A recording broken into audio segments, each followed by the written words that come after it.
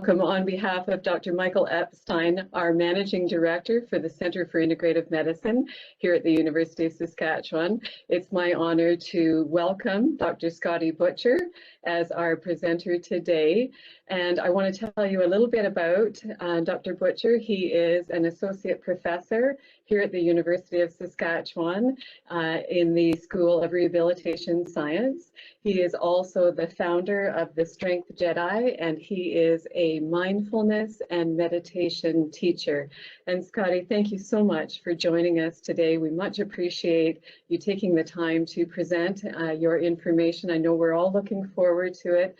And without further ado, I'm going to say that the floor is yours. Thanks. Thank you very much, Danelda. Can you hear me and see me okay? Is everything good? Fantastic. Okay, I'm just going to start off sharing my screen. So let me know if you can see my slides. Yes, that's great. Thanks. Fantastic. I do have a video that I want to show. We'll see how it goes. So welcome everyone, and thanks very much for joining us on a Tuesday at lunchtime. I'm going to talk about something that I'm pretty passionate about. Oh, you're seeing the presenter view? Yes, we are. Okay, I shared the wrong screen. So let me just try this again. I thought I got the right one. There.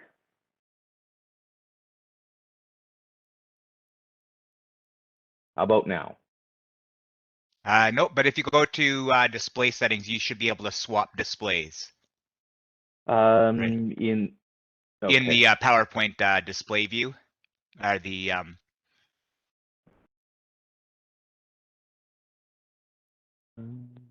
yeah, if you hit swap there, yeah, now we've got full screen. Well, there we go. All right. Heck, usually I'm pretty good with tech, but yeah, okay. Anyway, so thanks very much, and for joining me on a lunch hour. And very excited. This is something I'm very passionate about.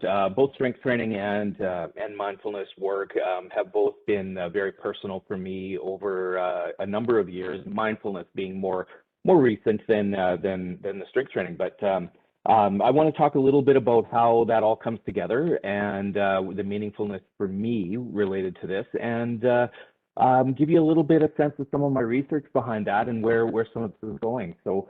As I mentioned on this particular slide, email me for the slide deck if you're interested. So, or if you have any comments or questions or anything at all today, if you want to shoot me an email, I'm very happy to take questions, comments, and that sort of thing. So, as you can tell, I'm a pretty big Star Wars fan. That's a pretty big given.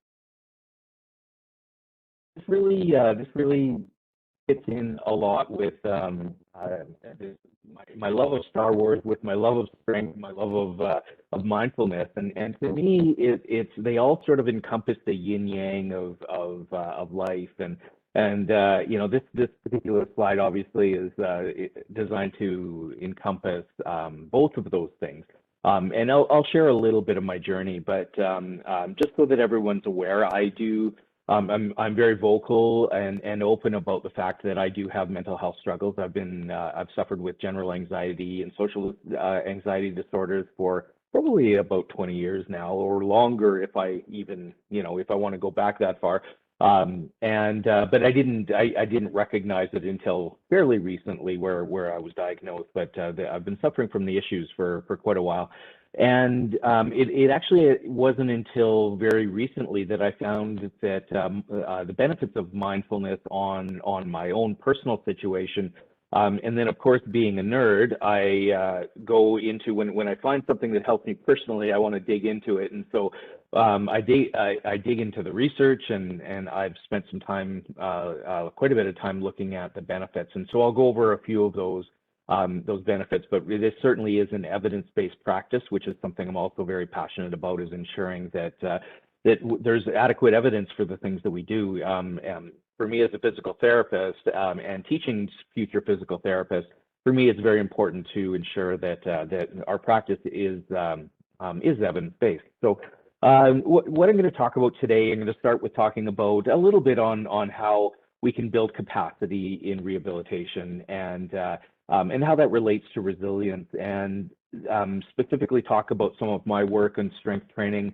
and some of the work and the impact that's out there related to mindfulness training, some of the interactions between body and mind when it comes to rehabilitation, and then sort of my most recent study on resilience and strength in older adults.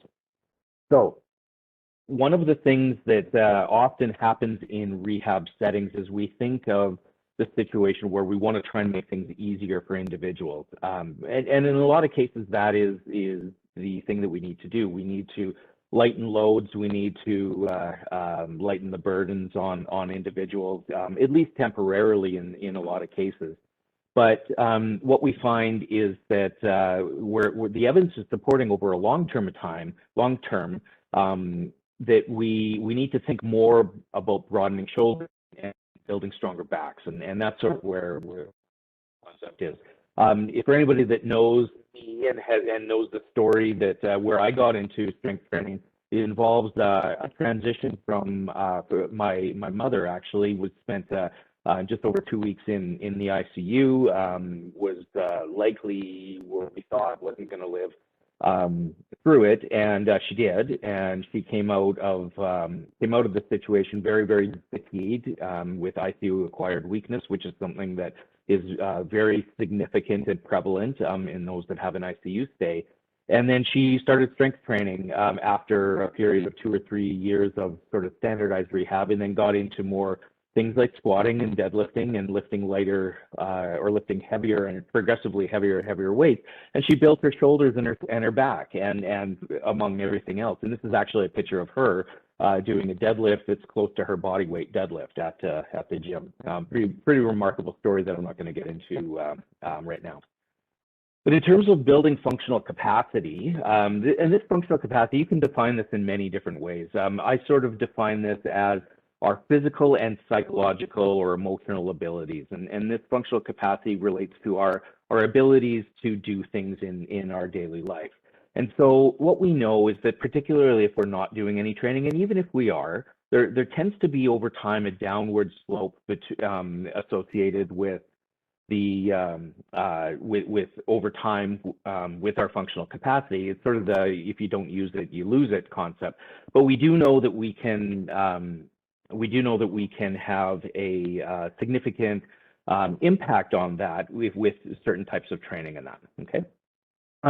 One of the challenges, though, that with a declining functional capacity over time is that we have an event that'll typically happen. So often we'll get something where there is an ICU stay or there's an injury, and we'll decline our function at a more rapid rate. The recovery process is what we try and do through rehab, but inevitably we sort of go back to that prior level of function, which is on that downward slope of functional capacity. So we get, sorry, we're just having some noise in the background. So we come back to that declining functional capacity, but we don't ever get back to that prior level of function because we are declining. So over time, if that were to continue and we were to think about the line of dependency, or where we would become or lose our independence per se, or this is what would mean where we might be required to go into a home, over time, if we continue this downward spiral or this downward slope, we're going to eventually get to the point where we actually become dependent. Now, building this functional capacity is not something that's actually terribly difficult, but it does require effort. So one of the things that we try and do through rehab at some point in the rehab process is that we want to change that slope. And this is a very dramatic version of how much we can change the slope, but it is representing the fact that we can change the slope of this functional capacity decline and actually improve functional capacity. So if you can see the two Bitmojis there, and you can see that one is through strength training. So building functional capacity or structural tolerance, or what I sometimes call robustness. This is through the active strength training, and you can see that that Bitmoji was from a few years ago. You can tell because my beard's a little darker and my hair is not quite so gray. But more recently, as you can see from the other Bitmoji, in regards to doing some meditation and incorporating my Star Wars Jedi training in there as well, where my hair is a bit longer and grayer and my beard's definitely grayer. So, but we can build this functional capacity with both the psychological, emotional side and the physical side as well. And so the intent here, of course, is that when you do have an event that's going to cause a decline, you have more ability not only to stay away from the line of dependency, but potentially to recover at a higher level, and then continue that increase over time. And what I call this is functional reserve, and this is often referred to as resilience. Those are two separate type of things.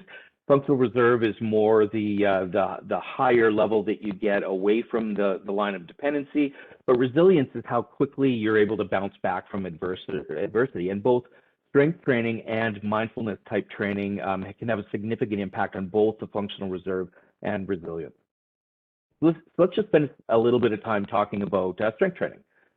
So my interest in strength training started probably about 10 years ago now. I've always been someone who has advocated strength training throughout my entire life, and I did strength training as part of my sports and growing up. But my academic interest really turned this way right around the time that my mom was in the hospital, and I was also it helped me cope with that very stressful situation by building my own capacity, and it also became a bit of an outlet for me for stress wise. But at that time, I started to look into the research, of course. And this is a very powerful study for me that I found, Koska et al. in 2008, that looked at the decline in both our anaerobic and our aerobic systems. And so for those that aren't familiar, our aerobic system is our ability to get oxygen in through our lungs, through our heart, and into our working muscles. And it's really determined by our peak ability of our heart and lungs. So it's one of those things, and aerobic means with oxygen. And so it's the type of energy where we can produce energy over a long period of time. And you might be thinking about this as a run, going for a run or a bike ride or gardening and things like that. But it can actually be fairly high intensity, where you're going at, we would measure this by a VO2 max test, which would be a progressive test up to your maximum performance over about a 10-minute period. And we can see, if we were just to look at that line, we see a decline in the aerobic system over time from, say, 20 to 90. But when you put that in perspective of our anaerobic power, now our anaerobic system is a system that's higher intensity. It is more fatigable, but it's what allows you to lift something super heavy, or to climb a set of stairs, or as you get older, it's the thing that keeps you from being able to, or not being able to, get off the chair or off the toilet. And so that your anaerobic power can be very, very important for these high intensity efforts. And we actually use more of our anaerobic system in our daily life than we do of our sort of changing aerobic system, because we do tend to do things that are very short duration and tend to be a bit more higher intensity. We just don't do them very often or very long. But you can see that there's a huge potential here in terms of what we can do physically. And if we're talking about building capacity, building this anaerobic system is something that's really important. And then the Rayburn et al.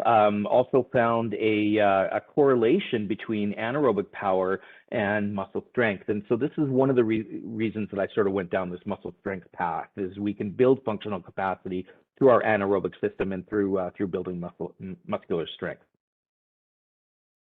Okay, so just a little bit of some of the stats and a little bit of the research on strength training and why we do this.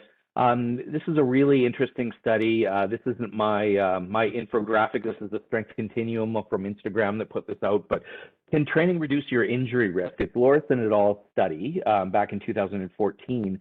And they looked at several different types of exercise training and found that only strength training was the one that reduced sports injuries to less than a third, and overuse injuries could almost be half. The other types of training, proprioceptive training, had some impact. Multiple exposure means multiple types of training. They had some impact on the decrease in injury risk, but definitely not as much as strength training did.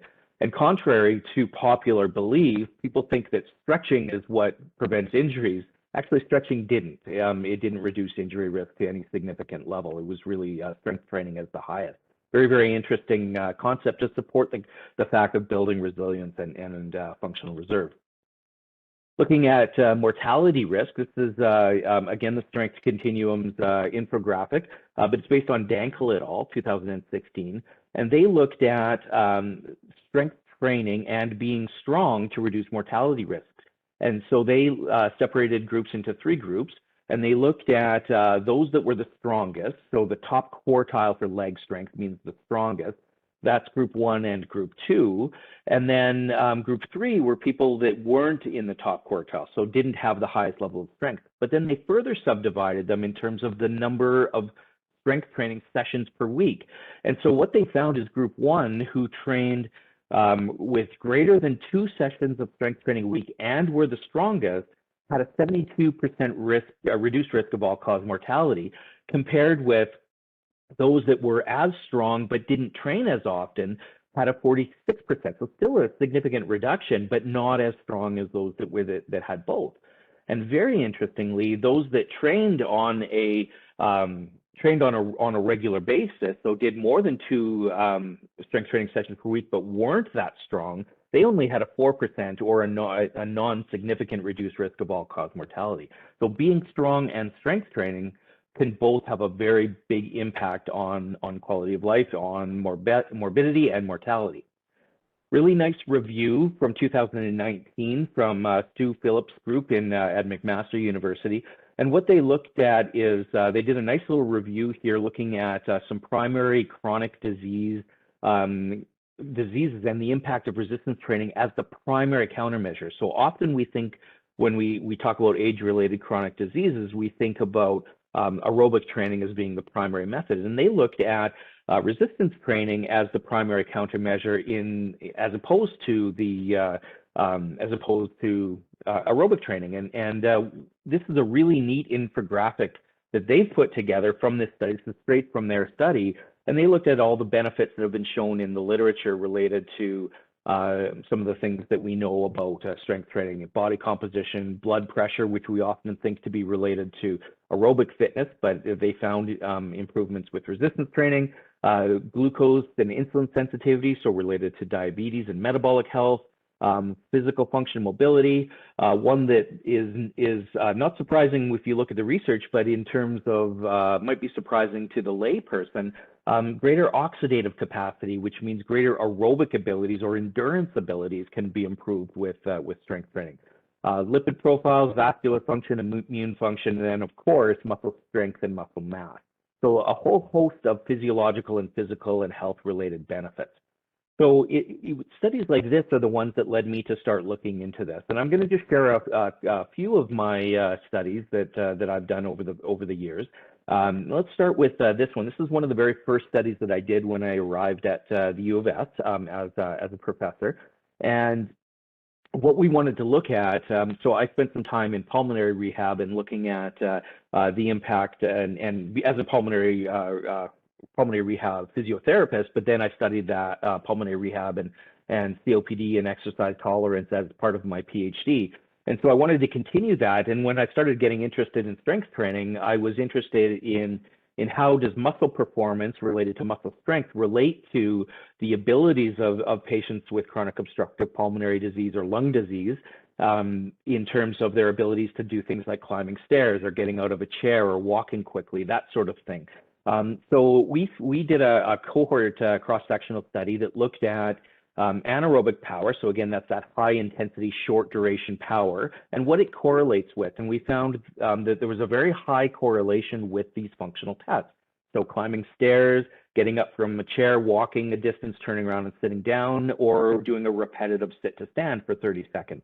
So a very significant correlation on the anaerobic side, and that all of those functional tests and the anaerobic system related to muscle performance. And so isometric rate of torque development is how quickly you can contract, or the peak torque is the highest level. Eccentric, concentric, or just the shortening and the lengthening type contractions at different speeds. And we found very high correlations. But we also tested the aerobic system, and we found that our aerobic power, the correlations were much smaller and actually non-significant. So when we think of high intensity performance, it does relate more to muscle performance than it does to the aerobic system.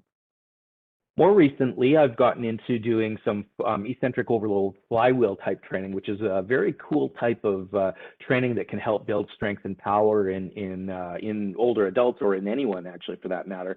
And this is a review article that one of my grad students, Kelsey Kowalchuk, did, and she followed this up with some of her thesis work, which I'm not showing here, but I am going to show you some work that hasn't been published yet from another one of my grad students, this is Dan Malola, and he wanted to look at comparing traditional resistance training or strength training with barbells and dumbbells with this flywheel. So you're probably thinking, what's a flywheel and how does that work? And so I have a short little video. I don't know if the sound is going to come through. We'll give it a try. Probably no sound, but that's okay. You don't need the sound for this. You just need to have a look at what you're seeing here. So you can see them spinning the wheel. He's attached to a harness that's attached to the axle of the wheel. And so he's going to generate an upward force here when he's ready to go. He's joking around with the ladies, of course. And then, so he generates the upward force, and then the momentum of the flywheel pulls him down again. And so what it does is it basically mimics the squatting motion with a barbell. But instead of a barbell or a dumbbell, what he's got is he's got this harness that's pulling him down, and the weight of the flywheel is the thing that causes the resistance. And so the nice thing about this is you don't have to have a heavy weight on your back, but you also then don't have to worry about where that weight is going. You can see he's hanging on for balance to just help him so that he's not falling over. And it gives you an extra pull on the way down. So it provides some really good resistance both on the up phase and the down phase. So it's a really neat little type of device that I've been studying for a number of years. What he found is, I won't go over too much of the methodology, but he trained people using the flywheel and using traditional training, and he found that they both increased their strength equally over time. Both groups had an increase in muscle, decrease in fat, muscle thickness. There were really no significant differences there, but the functional performance increased. So the 30-second sit to stand that I showed you in the previous study, so getting up from a chair for over 30 seconds, as well as the stair climb power test, were both significantly different over time in both groups. And so it's really interesting that we can improve functional performance, and we know that in improving functional performance, strength training and power training is one of the more powerful ways, pun intended in this case, powerful ways of improving functional performance.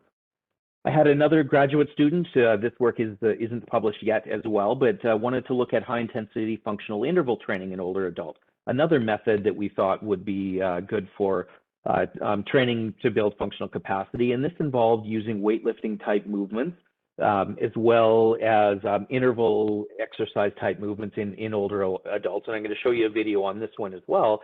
But it really is with a base of strength training is where we were looking at and trying to look at how can we improve functional performance. So here is one of our younger participants in the older group category. You can see he's highly functional. He's a very fit individual for doing this type of movement. But we're going to go through, see if that video will play. There we go.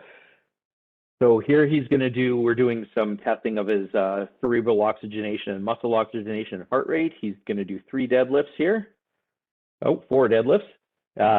Transition quickly over to doing some what we call push press, which is an overhead press with a little bit of a jump to it, or a pushing motion. You can see that this is someone that is highly functional and at a higher functional capacity, but this type of training could be scaled down to someone who is much less functionally capable. And then he's ending off with what we call battle ropes, and these are cardiovascular type training, where what we do with this style of training, this HIIT training, is that we would have him do this entire circuit for a minute. Then he would take about 3 minutes off, and then repeat that for a number of sets. And you can see the measurements that we're taking at this point, and he's really breathing tough. You can see his cheeks puffing out, and you can't hear. I don't think you can hear the sound on this one, but if you could, at the very end here, he says, "Holy crap!" So I'll just let this play through. You can see him fatiguing as he's slowing down here. And there it is. Holy crap is what he says right there. So we were measuring his heart rate and measuring his oxygenation, and they were getting very high levels. So in comparison with a strength training group, so we did another traditional training group in this study compared with this what we call multimodal HIIT. On strength, we saw really significant differences in both groups. So the multimodal HIIT being in blue and the strength in red, we saw significant differences over time in their deadlift and their bench press strength. We also looked at functional performance, and interestingly, that we saw a bit of a diversity in our group. We didn't actually see a significant increase in the sit-to-stand performance in the strength training group, but we did in the high-intensity group. So very interesting that we saw some divergent findings from some of our previous work and some of the work that's been published out there, but definitely some improvements in our functional abilities. So here's a nice little graphic as well from it's Brad Schoenfeld, who's a strength training researcher out of the States, who adapted from Avery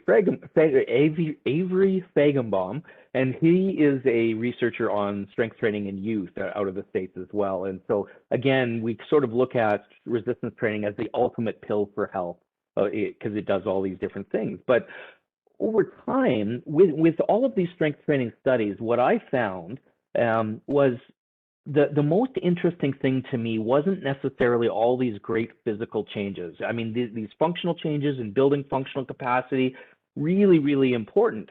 But I started looking at and listening to the stories that individuals were telling us as we were going through the work that we were doing and as they were coming back for the post-testing. So they started telling me lots of really interesting things that I never would have thought of in terms of the type of measures that we were doing. And it really got me thinking of some of these other ways of measuring. And this is what leads really, really well into what we were doing with our mindfulness work and the psychological aspects of things. So what examples do we have of resistance training on psychological capacities and resilience? So I'm just going to go through these in very brief detail. So resistance training in and of itself can improve symptoms of anxiety, depression, stress, mood, stress reactivity and inflammation, autonomic regulation, memory and executive or cognitive function, cognition itself, and then I'm not going to go through this one, but pain and pain sensitivity is one where there's a really significant amount of literature out there on the impact of resistance training on pain responses, which is really important for us as rehab professionals, those in my world. But I won't, so there is a lot of research there, but I'm not going to spend a lot of time on that in this particular presentation. So I look at this, another infographic from Instagram. This is Michael Mash, Barbell Rehab. Sometimes the benefit of strength training is not about increasing strength or work capacity, but it's about showing someone how strong they really are. And so I really want to look at, and some of these unknowns related to strength training are some of the non-specific effects, like what is the psychological aspect of developing confidence under load, with or without movement. So if you're trying to remember, it's from a mortality perspective, it's not just about being stronger, it's about the act of doing training, and maybe the confidence under load is a big significant impact here. Resilience, which is one that I've really grasped onto research-wise. Some other psychological aspects that maybe we don't understand, or that I don't understand as a physical therapist, maybe psychologists do in more detail. General aspects of simply moving in a way that's novel to the individual. Tissue loading itself as opposed to the adaptation, so the fact of doing it. We call this mechanotransduction, but this could be something, it could be something we don't know yet. Developing body awareness with or without load, the acute effects of increasing cardiovascular or neuromuscular work, or simply feeling good, or a sense of accomplishment. So there's lots of an impact here where we can guess that some of the gains that we get from strength training that are non-specific have to do with a lot of other factors. And as you can see, a lot of these are psychological or psychosocial or psycho-emotional type concerns. So to conclude on the strength training side of things, this is basically a quote from St. Francis de Sales, and this is I would call this my personal mantra. I actually have this quote translated into Irish Gaelic and tattooed on one of my arms. It's that important to me. So nothing is so strong as gentleness. Nothing is so gentle as real strength. And this comes back to the yin yang of Vader versus Yoda, or the light versus the dark, and in Star Wars. And so this is where it all kind of ties in together for me. So let's now look at mindfulness. So to understand mindfulness, you need to understand sort of a little bit about the way that we respond to stress and trauma, and the way our reactions are. So our normal response to stress would be that if we have a decent amount of what I'm just going to call regulation, or a regulated autonomic nervous system is how it's sometimes termed, we have a reaction that usually leads to some sort of a positive outcome under stress. So this would be the normal response if you have a regulated system. But if you have some sort of trauma, and trauma is in quotations here because it could mean anything. It could be overt trauma like a PTSD, or something where there was an actual traumatic event, or it could be simply the buildup of stress over time. And sort of our modern traumas, although there's lots of other true traumas out there, often they can be the simple trauma of mind, or of financial stress, for example, or family stress, or relationship stress can build up these trauma type responses. And so this trauma-induced or stress-induced response is where, under the case of stress, we have a dysregulated autonomic nervous system that responds in a very different way. And so this dysregulation leads to a dysfunctional reaction and a less positive outcome. And so I think most of us can probably relate to this second one and say that sometimes stress you don't respond in a very positive way to. And that's fairly common in our society, where we have, I'm sure you've heard of fight and flight sort of sympathetic responses versus the parasympathetic rest and digest. And we're often in a constant state of fight or flight because of all of these stresses throughout our life.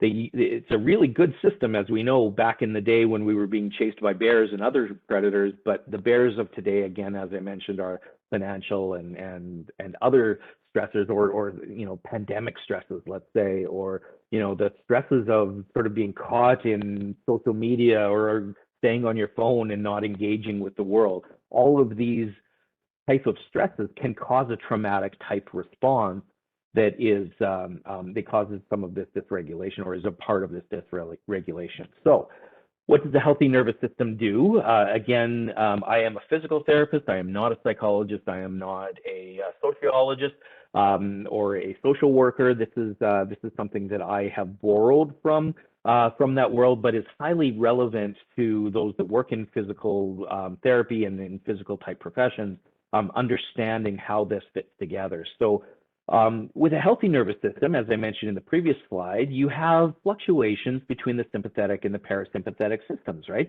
Like there are times that we want to be in the sympathetic system, like we're sprinting up the stairs, or we're I don't know, we're going to run to catch a bus, or we need to have a positive state of arousal to be giving a presentation like I'm doing today. There's a significant amount of sympathetic input. And then when it's over, we should be able to go back into the parasympathetic settling state. And we usually have this normal range, or what's called a window of tolerance, between arousal activation and our settle, where we sort of stay within this regulated zone. And this is what normally should happen throughout your daily life. But if we have one of these traumatic or stress-related events, this can cause this dysregulation, or this can the dysregulation that you have, or that your nervous system has, can cause these different states of being. And so the traumatic event can cause something where you go sympathetic, parasympathetic, and so on and so forth. You go up and down. And then sometimes when you have too much sympathetic input and you're in that zone for too long, it gets very, very, very fatiguing, but you get stuck on. Has anybody ever felt, and you can put in the chat or the Q&A, I can't see it right now, but you could put it in there. Have you felt this state of being stuck on where you just can't turn it off? You have anxiety, panic, hyperactivity, inability to relax, this hypervigilance. I used to do this when I was back in university, when I was pulling an all-nighter, this hypervigilance where it's like, no, I'm gotta go. And you just do your best to try and focus all of your energy, but how fatiguing is that, right? Other things like digestive problems, emotional flooding, chronic pain, sleeplessness, This is one of those big things that that many of us experience. The problem is, like I said before, it's very fatiguing to be stuck on. Eventually, without regulation, you'll turn off, and then you become stuck on off. And this is where the depression, flat affect, lethargy, deadness, chronic fatigue, disconnection, pain, low blood pressure, poor digestion, all of these things can happen in the state of being stuck on off. And so we obviously don't want this. We don't want to be stuck on, stuck on off. We want to be able to try and regulate our systems. And you think of the autonomic system by nature and by definition is one that we can't control. But there are ways that we can help regulate the autonomic nervous system. So I'm going to get into that, and mindfulness is definitely one of those ways.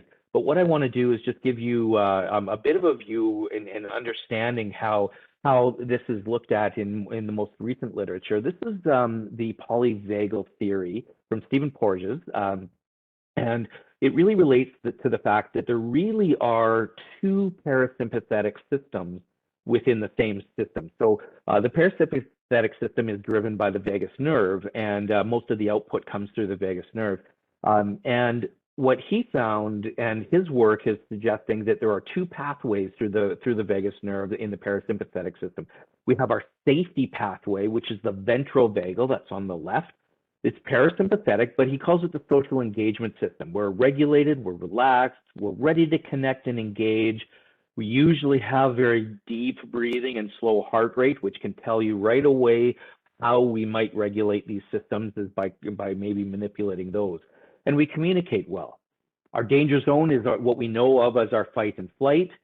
This is our hyperarousal as we feel these threats, and we've talked about before. But then way on the other side is this life threat. So you can have the fight or flight system and then shift over to what potentially is called freeze or shutdown. And this is the dorsal vagal pathway of the parasympathetic system, which is involved with immobilization, survival. And so ideally, we want to be bouncing from the safety state to the danger state and back and forth as we do different things, and try not to spend as much time as we can in this life threat unless we really need to, right? This is where we shut down and we say, okay, well, maybe the bear thinks I'm dead and I'm just going to freeze and be, hopefully not interest to the bear in my living physiology.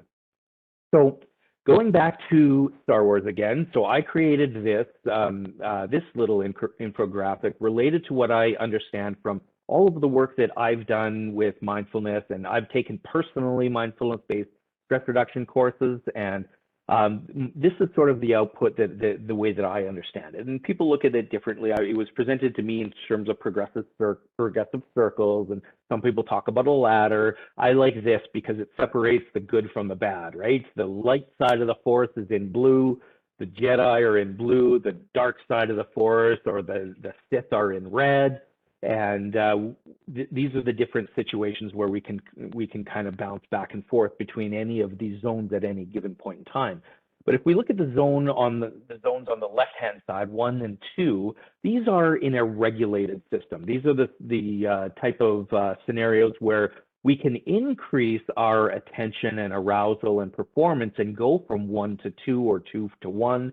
And this would be bouncing from sympathetic to parasympathetic, or from that safety zone to the danger zone, or at least the challenge zone in this case, in a regulated system. The problem is, of course, is that we can at any given point in time with any sort of stress response bounce over to the right-hand side, where we have dysregulated autonomic responses, where we go into this overwhelm. This is where, yes, I'm feeling danger, but I'm stuck there. I feel this fear, hyper-focused, driven persistence, scattered intensity, all of these sort of things with sticky type thinking, right? It's like, I got to do this, this, this, and this is the only way that it's going to happen, which can become very fatiguing. And then you could go into withdrawal, as I had mentioned before. But you can bounce between any of these 4 zones at any given point in time, but it is more healthy for our system to be staying in the blue zones, or the 1 and 2 zones. The problem with 3 and 4 is, again, you get this sort of hyper focus where your mind's blown, but then it's very fatiguing. So what do we do here? What do we take with this? Well, as you can see, moving into zone 2 is very beneficial for us from a performance perspective. So if we're thinking of rehab type performance, we do want some degree of energy and arousal. So we don't want to be in 1 or 4. So we want to engage the sympathetic nervous system, but we also want to stay regulated. We don't want to be stuck in this sympathetic system where we're constantly fighting this fight or flight. We want to be able to go very quickly from sympathetic to parasympathetic and stay within our window of tolerance. And that's where this regulation comes from. So the ideal world from a rehab perspective or from a learning perspective is to be in this challenge zone and not in 3 or 1 or 4 for that matter. Okay, so what does this actually look like? Well, again, as I mentioned, this would be the regulated system, sympathetic, where it's the ventral vagus parasympathetic system. This would be the dysregulated system, sympathetic on the right-hand side, and then dysregulated dorsal vagus on the parasympathetic side. And this does relate to Star Wars, of course. So my understanding of this comes from reading all the books and watching all the movies and following the lore and, you know, being in this state of calm. And you know, this is where, you know, you'll know good from bad when you're at calm, peace, and passive. This is Master Yoda talking about this. The challenge zone could be represented by concentration on the moment. Feel, don't think, use your instincts, you know, not overthink things, just really feel. Another one is your focus determines your reality. So focus, but be present in the present moment rather than over-focusing on future aspects. One of the things that Yoda says about Luke is that all his life he's looked away to the future, to the horizon, never his mind where it is now.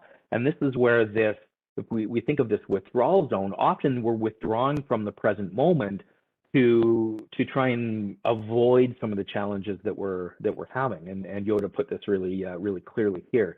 Well, how do we get over to the red side? Well, fear is the path to the dark side. Anger, hate, suffering, all of those things that Yoda talked about. And it's not just fear. It's, you know, hyper focus. It's the sticky thinking, this reactivity.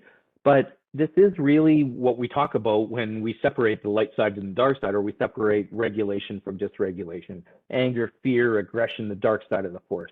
Are they flow and quick to join you in a fight? And this is where the strength often comes from the Sith or the bad guys. Is, you know, the Palpatine, Emperor Palpatine here is saying, I can feel your anger. It gives you focus, makes you stronger. Like that. I think I did a really bad job of that, but there we go. It gives you unlimited power is the idea. Okay, so how does this then relate to what we're talking about, and how do we control this? It is about awareness. So mindfulness.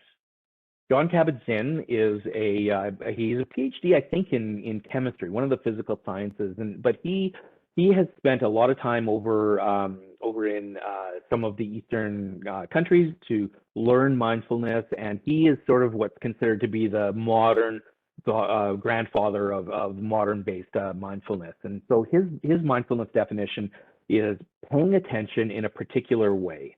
So this way is on purpose, in the present moment, and non-judgmentally. So it's paying attention to your circumstances as they are right now, not thinking about, well, how am I going to change my circumstances, not in a casual way, and not going, you know, oh, I mean, I have some chronic pain, I want to decrease my chronic pain. If in a chronic pain patient, you might look at this as paying attention, trying to separate the sensation from the emotions, and using mindfulness to try and do things like that. But the way that you do that is not by actually physically saying, I have to take my emotion out. It's by paying attention to really, truly what you're feeling. This is that non-judgmental part, or giving self-compassion is a really strong predictor of mindfulness, and that relates to this non-judgmental. So what mindfulness does is, again, this awareness, keeping your concentration here and now where it belongs. And so if you introduce awareness into any aspects of these traumatic type responses, you can then regulate or react more positively, or simply cause a more positive outcome by having a more of an ability to be present, be aware of what you're doing and how you're reacting. And this can then reduce the actual stress responses in and of themselves. So how do we do this? Be mindful, not of everything, but be mindful of the future, Qui-Gon Jinn says, but not at the expense of the present moment. And for anybody that's a Star Wars fan or seen the moment or seen the movies, Qui-Gon probably didn't meditate as well, or wasn't really focused on the present moment because he happened to die about a minute after the scene on the left-hand side here. So, so meditation can help, but maybe not in his case. Okay, so what do we do here? So if we take this all the way back to our understanding of the stress responses and our regulated challenge type responses, we want to move out of our comfort zone in a positive way with mindfulness, paying attention to move over to having this strong sort of building capacity, functional capacity in terms of our psychosocial and behavioral type responses. So this is where mindfulness comes in. Mindfulness is very new, even though from a research perspective, even though it's been around for centuries. It's not, it's just the way it's been conceptualized Western-wise. And with research is we've seen a really significant burst of new research coming out over the last 20 years or so, and it's just continuing to go up and up and up. So mindfulness is one of those things that if you would have told me back in physio school 25 years ago that this would be something I'd be talking about and espousing as one of the biggest factors that we need to consider in rehabilitation, I probably would have laughed and I probably would have said, no, you're joking, this couldn't be it. But this is really an evidence-based approach and one that I really believe in. What do we know that mindfulness does? There's lots of behavioral and clinical type impacts, but there's also the physiological, things that actually change in your body systems that impact your behavior. And so we've talked a bit about some of the behavioral ones: stress, depression, mental health, cognition, cardiovascular health, chronic pain, insomnia, recovery, academic performance. You remember a lot of these from the resistance training slide of the psychological impact. It's really interesting that the capacity you build through resistance training can also be built through mindfulness as well. There's some very distinct physiological correlates that go along with the behavioral and clinical, including reducing stress and inflammation responses. There's actual changes in the brain morphology that impact your regulation abilities. And of course, then your autonomic nervous system, which is the main driver of where a lot of these changes are coming from. So if we look at mindfulness and awareness in rehab, there's less research in this area right now, but there's enough that that it really makes a lot of sense as to what we're doing, and is really driving a lot of really good research that's coming out now. But just an example of some of the ones that are there, and you can see that most of these are very, very new. So this is a very new budding area of research study. So mindful body scans. This is what we would call a state response. So there's a difference between state mindfulness and trait mindfulness.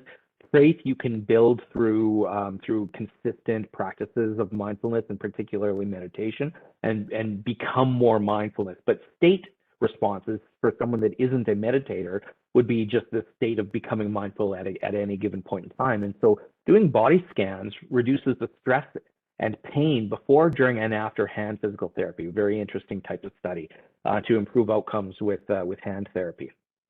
Mindfulness-based intervention. So this is a nice summary of some of the current ones on health, on physical health. Improve outcomes in stress and inflammation-related disorders like hypertension, cardiovascular disease, respiratory infections, diabetes, HIV, arthritis, fibromyalgia, Parkinson's, cancer, chronic fatigue, et cetera, et cetera.